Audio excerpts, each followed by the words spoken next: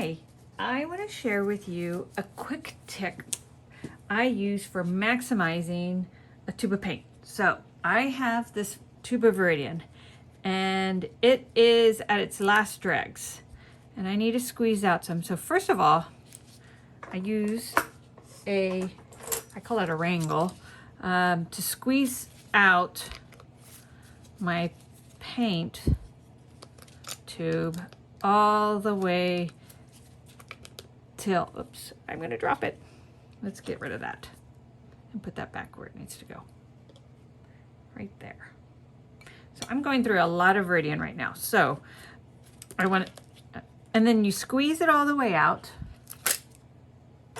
And then what I do is I want to use a pair of pliers to get the very last bit of paint, because the wrangle only will squeeze out so much, and then there's a whole bunch, and it's about, you see that much?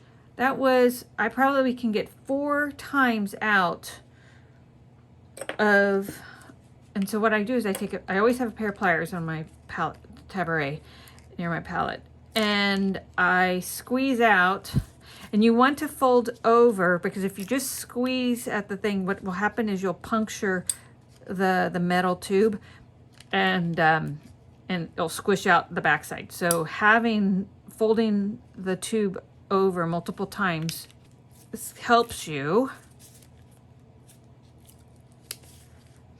maximize your tube. And then I take a palette knife, and so then I put out the paint.